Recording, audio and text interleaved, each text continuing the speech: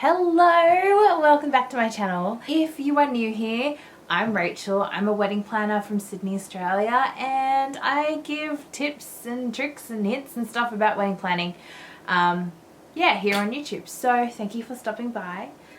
In today's video we're going to be talking about run sheets, and this is like a little sneak peek of the kind of run sheets I write, which is a bit crazy, but run sheets nonetheless we're going to be talking about today. So if you're interested about run sheets, then yeah, stay tuned.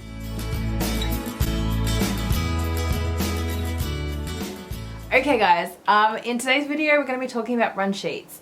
I really want to stress that run sheets are very, very important for your wedding day, and writing a really good run sheet really does help kind of facilitate a really smooth wedding day.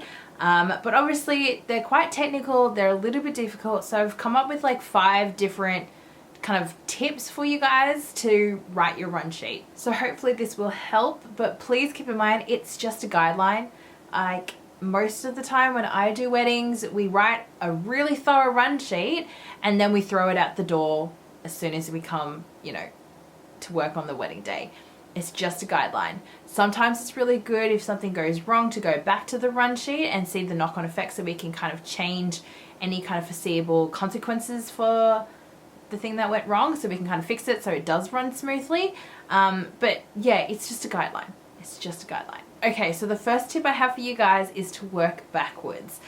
So what that means is you figure out the end of the day, what time you need to finish, and then you work backwards. So you estimate how much time you need per event. The second point I want to show you guys or share with you guys is some estimated times on what you should be putting in your run sheet.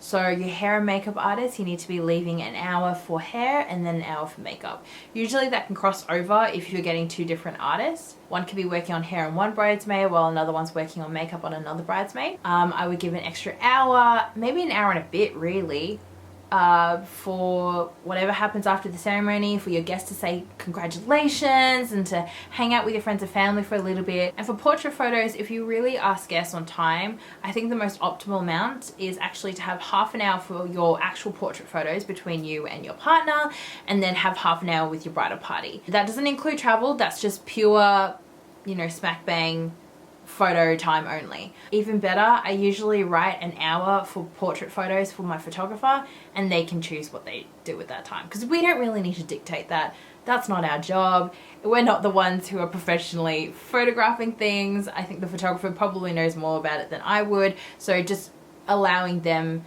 the time to do what they need to do and just being like, you've got an hour to do this, and just letting them flourish is probably going to benefit you and them in the long run. So at a reception, we're looking at something that's like 5 hours. Usually that's like 6 to 11 or 5 to 10, whatever your venue or your wedding may stipulate. That will depend on the time frame that you get to be there. The number 3 is definitely to leave more time in the schedule than you think you need. So if you think it's only going to take, like if Google Maps tells you it's only going to take you 40 minutes to get from one place to another, estimate an hour. Like, I know that's a lot because we're adding an extra 20 minutes, but we're not accounting for you being delayed to go into the car, because no bride, I've never had a bride or a groom actually, get into the car at the stipulated time that they're supposed to. Even if I call them 5 minutes beforehand so that I'm like, you can get in your car by the time I need you to get in your car, it's never happened. So we need to account extra time for things like that. And then also travel timings, they can be impacted by, accidents on the road, or I don't know, road closures or something like that, or just normal traffic. Things like this could affect your actual timeline. So allowing time for things to go wrong is very, very important for your run sheet. Something that all my couples fight me over is the family photos. Now, I think the best time for family photos is straight after the ceremony, because you can still do formal kind of traditional things that you need to do, and then once that's done you can really just let go and party afterwards, which is what everyone wants, right? That's what everyone wants in their wedding. But the thing with family photos is that I know that you want to get every single family member in every single photo and all the different kinds of combinations you can get so that no one gets pissed.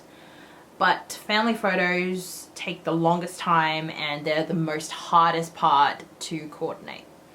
And that's just because trying to get Auntie Jan away from Uncle Matt, like, to take a photo will take 5 minutes or something like that. It takes a long time because no one is where they need to be when I need them to be, if that makes sense. Even if we have the celebrant or we have the photographer or we even have a coordinator yelling out the names of everybody in the photo that needs to be there, it usually takes about 3 minutes per photo. So if you've got 10 photos and you have 3 minutes, that's already half an hour gone. We have to account for all of these little things. Finding people, putting them in the line, rearranging them in the line, and then getting them to smile at the camera all at the same time just takes time.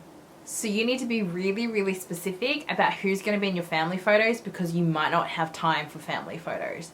It's just that crazy. The fourth thing is to make sure to have all of your vendors' details, email address, phone number, name, business, and their, like, you know, a rough idea of their movements on the front page of your run sheet.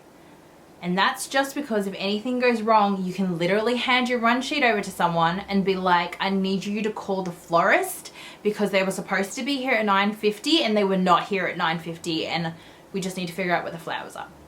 So it doesn't mean that on the day you're like flipping through your phone trying to find the florist's contact details when you've already got it on the run sheet. It also means that the person you've dedicated this task to can instantly figure out the phone number, give them a call, and then have a look at the run sheet and look at the knock-on effects that might have and arrange accordingly to kind of fix that problem so there's not really any bumps later on down the road.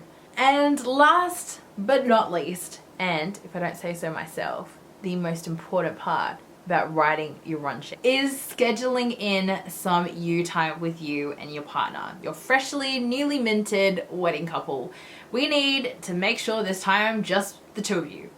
And when I mean that, I mean no photographers, no family members, no wedding coordinator, no food, no water. I mean, you get food and water later on, so it's not that drastic.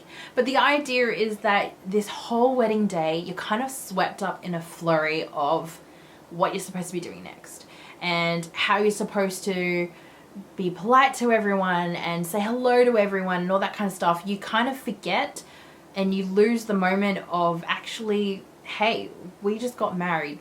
This is kind of cool. We spent a lot of money on it. Can we enjoy it for a few minutes?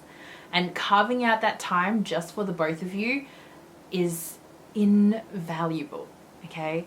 So you get to sit together, you get to, I don't know, whisper sweet nothings to each other, you get to, you know, say some vows, stuff like that. I don't know. Your time is your time, whatever you want to do. But what you find is that a lot of my couples that I have done this with really enjoy their alone time and have actually remembered a lot of their wedding as like a specific memory of their alone time. Like the rest of it's a blur, but the alone time was something that was really special to them and something that they really treasured. So usually I would schedule about 10 or 15 minutes if possible. I had one couple who got a whole half hour. I've no idea how that happened, but they got a whole half hour and they held hands and walked along the wharf by themselves. And it was beautiful. They came back so refreshed, so happy.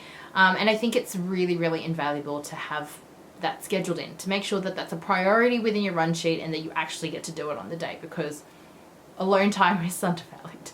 But yeah, if you guys have any more questions about run sheets, do let me know in the comments below. I do want to answer any more questions that you might have. I might even make a video of it. I even do TikTok now. I know, what is this like crazy old person doing on TikTok and social media, but I'm trying, guys. I'm trying to figure out how to do this. But yeah, until then, I'll see you guys next time. Bye.